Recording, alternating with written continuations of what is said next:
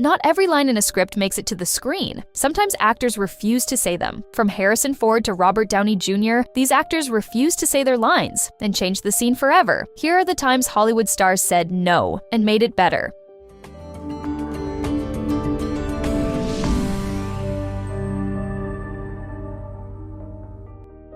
Robert Redford almost changed one of the most intimate moments in a classic romance by refusing to say a single line. During The Way We Were, an early love scene originally included Redford's character telling Barbra Streisand's character, "It'll be better this time," before going back to bed. Redford flatly refused to say it. The refusal wasn't about the scene itself, but the implication behind the words. He stated that he was never bad in bed, and therefore his character wouldn't be either. The line stayed out, and the scene was filmed without it.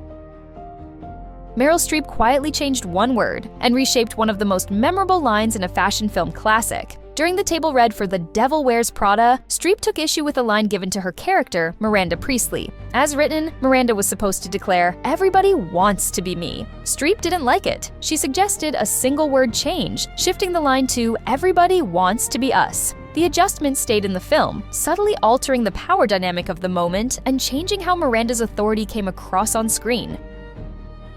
Harrison Ford didn't just tweak a famous movie line, he refused to say what was written at all. In The Empire Strikes Back, Han Solo was originally scripted to respond to Leia's confession of love with a stern promise about returning. The line was longer, heavier, and very deliberate. Ford felt it didn't work and pushed back during filming. With the director's agreement, he discarded the scripted exchange entirely and rewrote the moment on the spot. The new response replaced the original line and ended up becoming one of the most recognizable moments in the entire franchise.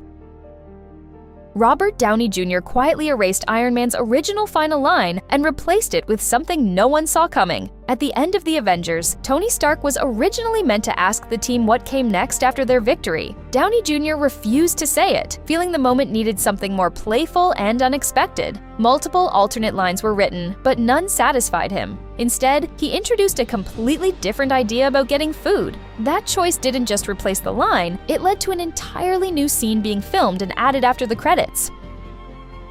Tessa Thompson drew a firm line when a reboot tried to borrow nostalgia from the past. In Men in Black: International, she was asked to say a famous line originally spoken in the first Men in Black movie. Thompson refused. She didn't want her character, Agent M, repeating dialogue tied to Will Smith's role, even as an optional callback. She felt the moment leaned too heavily on nostalgia and didn't fit who her character was meant to be. While the film still included references to earlier entries, that specific line was never spoken by her. Christopher Lee made one of horror's most famous villains terrifying by refusing to speak at all. In Dracula, the character was originally written with multiple lines of dialogue, but Lee rejected every one of them.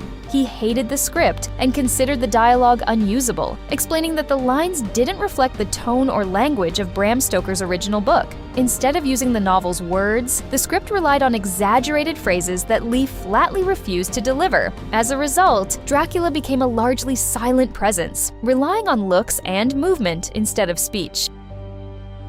Crispin Glover didn't just reject a line, he refused to speak at all. For Charlie's Angels, Glover was cast as the villain known as the Thin Man, but from the very first meeting, he made it clear he hated the dialogue written for the character. He described the lines as purely expositional and said he wouldn't perform them. Instead of asking for rewrites, Glover proposed a drastic alternative, playing the character as completely mute. The director agreed, and the Thin Man appeared throughout the film without delivering a single line of dialogue. DeForest Kelley almost reshaped one of the most emotional moments in sci-fi history by refusing a line everyone expected him to say. In The Wrath of Khan, Dr. McCoy was originally scripted to tell Kirk that Spock was dead, using his famous catchphrase. Kelley refused. He was concerned the line had been used so many times that it had turned into a comedic punchline, and he didn't want laughter cutting through the film's most heartbreaking scene. Because of that refusal, the moment shifted, allowing another character's line to deliver the devastating confirmation instead. James Cagney nearly risked his entire career over one line in his very first movie. In Sinner's Holiday, Cagney was scripted to cry on his character's mother and deliver a line written by a studio executive that framed him as her baby. He absolutely refused to say it. The disagreement escalated into a fight with the director, and he was warned the refusal could be reported to the studio head. Even with his future on the line, Cagney stood firm. In the end, the studio removed the line from the film, and the scene was rewritten without it.